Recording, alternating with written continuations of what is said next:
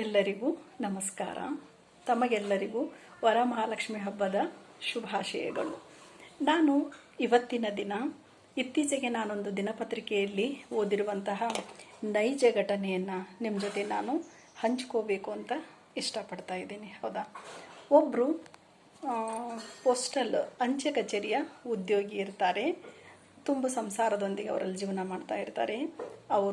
ಅವರ ಹೆಂಡತಿ ಜೊತೆಗೆ ಇಬ್ಬರು ಗಂಡು ಮಕ್ಕಳ ಜೊತೆ ಅವರು ವಾಸ್ತವ್ಯವನ್ನು ಹೂಡಿರ್ತಾರೆ. ತುಂಬ ಕಷ್ಟದಲ್ಲಿ, ಬಡತನದ ಪರಿಸ್ಥಿತಿಯಲ್ಲಿ ಮಕ್ಕಳಿಗೆ ಉತ್ತಮ ಸಂಸ್ಕಾರವನ್ನು ಕೊಟ್ಟು ಅವರು ಬೆಳೆಸ್ತಾ ಇರ್ತಾರೆ. ಜೊತೆಗೆ ಉತ್ತಮ ವಿದ್ಯಾಭ್ಯಾಸವನ್ನು ಮಕ್ಕಳಿಗೆ ಅವರು ಮಾಡಿಸ್ತಾರೆ. ಮಕ್ಕಳು ಓದಿನಲ್ಲಿ ಅಷ್ಟೇ ಆಸಕ್ತಿಯಿಂದ ಉನ್ನತ ಸ್ಥಾನದಲ್ಲಿ ಅವರು ಏರ್ತಾರೆ. ಜೊತೆಗೆ ವಿದೇಶದಲ್ಲಿನೂ ಸಹಿತ ಏನಾಗ್ತಾರ, ಅವರು ಸೆಟ್ಲ್ ಆಗ್ತಾರೆ.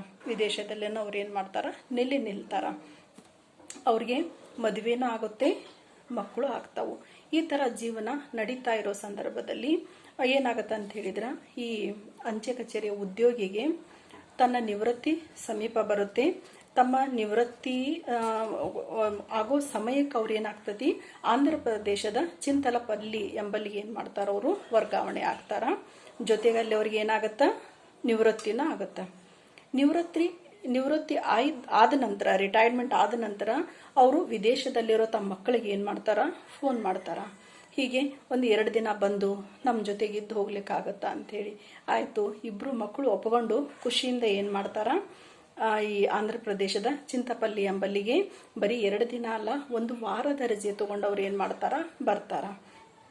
ಬಂದವಾಗ 1-2 ದಿನ ಖುಷಿಯಲ್ಲಿ ಅವರು ಕುಟುಂಬ ಸಮೇತರಾಗಿ ಇಲ್ಲಿ ಕಳೆಯೋ ಸಂದರ್ಭದಲ್ಲಿ ಅವರ ತಂದೆ ಮಕ್ಕಳಿಗೆ ಒಂದು ವಿಷಯನ ಹೇಳ್ತಾರ. ನಂದು ನಿವೃತ್ತಿಯಾಗಿದೆ, ನಿವೃತ್ತಿಯಿಂದ ಸುಮಾರಷ್ಟು ಲಕ್ಷಗಳು PF ಹಣನೂ ನನ್ನ ಅಕೌಂಟಿಗೆ ಏನಾಗಿದೆ, ಜಮಾ ಆಗಿದೆ.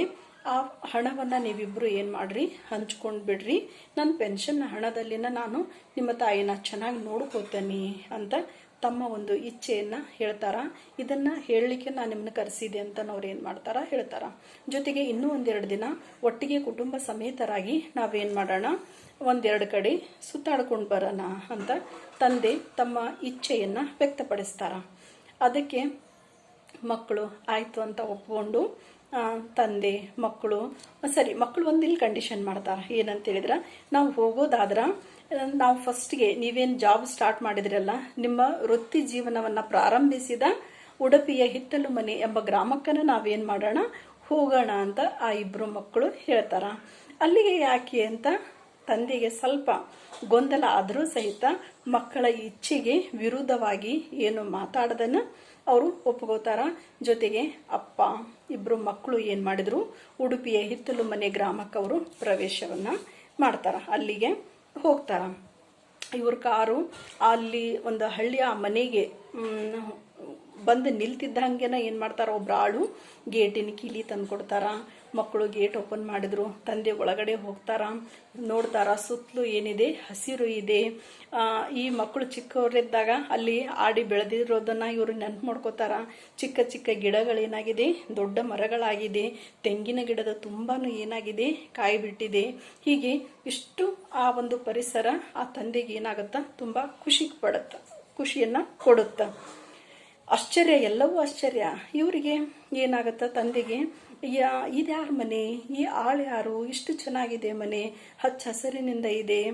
ಹೌದಾ, ಇದು ನಾವು ಫಸ್ಟಿಗೆ ಬಂದಾಗ ಎಷ್ಟು ಹಳೆ ಮನೆ, ಚಿಕ್ಕ ಮನೆ ಇತ್ತಲ್ಲ, ಹಾಗಿಲ್ಲ, ಎಷ್ಟೊಂದು ಸುಂದರವಾದ ಹೊಸ ಮನೆ ಇಲ್ಲಿದೆ ಅಂತ ತಂದೆ ಪ್ರಶ್ನೆ ಮಾಡಿದಾಗ ಮಕ್ಕಳು ಎಲ್ಲವನ್ನು ಏನು ಮಾಡ್ತಾರ, ನಿಧಾನವಾಗಿ ವಿವರಿಸ್ತಾರ. ನಿಮ್ಮದು ರಿಟೈರ್ಮೆಂಟ್ ಸಮೀಪ ಬಂದಿದೆ ಅಂತ ನಮಗೆ ಮೊದಲೇ ಗೊತ್ತಿತ್ತು. ಹಾಗಾಗಿ ನಾವು 3-4 ತಿಂಗಳ ಮೊದಲನ ನಾವು ಇಲ್ಲಿಗೆ ಬಂದು ಏನು ಮಾಡಿದ್ವಿ, ನಾವು ಫಸ್ಟ್ಗೆ ಇಲ್ಲಿ ಇದ್ದ ಮನೇನ ಇದನ್ನೇನು ಮಾಡಿದ್ವಿ, ಖರೀದಿ ಮಾಡಿದ್ವಿ. ಹೊಸ ಮನೆ ಕಟ್ಸಿದ್ದೇವೆ. ನಿಮ್ಮ ಇಷ್ಟದ ಪ್ರಕಾರನ ತುಳಸಿ ಗಿಡ ಇದೆ, ಹೌದಾ, ಸುತ್ತಮುತ್ತಲು ಹಸಿರಿದೆ, ಹೌದಾ. ನೀವು ಚೆನ್ನಾಗಿಲ್ಲೇ ತಾಯಿ ಜೊತೆ ಏನು ಮಾಡ್ರಿ, ಜೀವನವನ್ನು ಉಳಿದ ನಿಮ್ಮ ನಿವೃತ್ತಿ ಬದುಕನ್ನು ಖುಷಿ, ಸಂತೋಷ, ನೆಮ್ಮದಿಯಿಂದ ನೀವು ಇಲ್ಲೇ ಕಳೀರಿ. ಹೌದಾ? ಜೊತೆಗೆ ನಮ್ಮ ಮಕ್ಕಳನ್ನು ಸಹಿತ ನಾವಿಲ್ಲೇ ಬಿಟ್ಟು ಹೋಗ್ತೀವಿ. ಮೊಮ್ಮಕ್ಕಳ ಜೊತೆ ಏನು ಮಾಡಿ ನೀವು ಆಟ ಆಡ್ರಿ, ಖುಷಿಯಿಂದ ಇರ್ರಿ. ನಮ್ಮ ಮಕ್ಕಳಿಗೆ ವಿದ್ಯಾಭ್ಯಾಸವನ್ನು ಹೇಳ್ಕೊಡ್ರಿ. ನಮ್ಮ ಸಂಸ್ಕೃತಿ ಸಂಸ್ಕಾರವನ್ನು ನಮ್ಮ ಮಕ್ಕಳಿಗೆ ಕಲಿಸ್ರಿ. ಅದು ನಾವು ಉಳಿಸ್ಕೊಂಡು ಹೋಗ್ಲಿಕ್ಕೆ ಸಾಧ್ಯ ಆಗತ್ತೆ. ಯಾವುದೇ ಕೆಲಸದ ತೊಂದರೆ ತಗೋಬೇಡ್ರಿ. ಮನೆ ಕೆಲಸಕ್ಕೆ ಯಾರಿದಾರ ಆಳನ್ನು ನಾವು ನೇಮಕ ಮಾಡಿದ್ದೇವೆ. ಪ್ರತಿ ತಿಂಗಳು ಅವರ ಖಾತೆಗೆ ನಾವು ಅವರ ಹಣವನ್ನು ಜಮಾ ಮಾಡ್ತೀವಿ.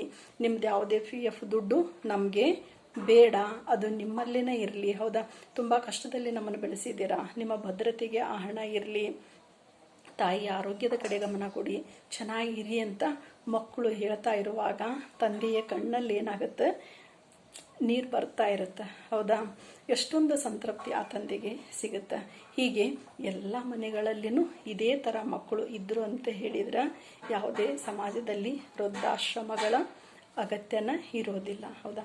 ಯಾವುದೇ ಮಕ್ಕಳಾಗಲಿ ಕೆಟ್ಟವರು ಇರೋದಿಲ್ಲ. ನಾವು ಕೊಡುವಂತಹ ಒಂದು ಸಂಸ್ಕಾರ ಆ ಮಕ್ಕಳು ಉತ್ತಮ ದಾರಿಯಲ್ಲಿ ಹೋಗ್ಲಿಕ್ಕೆ ಏನಾಗುತ್ತೆ, ಸಾಧ್ಯ ಆಗುತ್ತೆ. ಇದೇ ಥರ ನೈಜ ಘಟನೆಗಳನ್ನು ನಮ್ಮ ಮಕ್ಕಳಿಗೂ ಹೇಳೋದ್ರ ಮೂಲಕ ಅವರು ಸನ್ಮಾರ್ಗದಲ್ಲಿ ನಡಿಲಿಕ್ಕೆ ಏನಾಗುತ್ತೆ, ಇಲ್ಲೇ ಅವಕಾಶ ಆಗತ್ತೆ. ಹಾಗಾಗಿ ಈ ಕತೆ ಅನ್ನೋದಕ್ಕಿಂತ ಇದೊಂದು ನೈಜ ಘಟನೆ. ಹೌದಾ? ಹಾಗಾಗಿ ಈ ಥರ ಮೌಲ್ಯಯುತ ಕಥೆಗಳನ್ನು ನಾವು ಮಕ್ಕಳಿಗೆ ಹೇಳೋದ್ರ ಮೂಲಕ ಅವರಲ್ಲಿ ಒಳ್ಳೆಯ ಗುಣ, ಮೌಲ್ಯ, ನಡೆತಗಳು ಬೆಳೆಯೋ ಥರ ನಾವೇನು ಮಾಡಬೇಕು, ಅವರಿಗೆ ಸಹಾಯವನ್ನು ಮಾಡಬೇಕು. ಆಯಿತಾ? ಎಲ್ಲರಿಗೂ ಧನ್ಯವಾದಗಳು.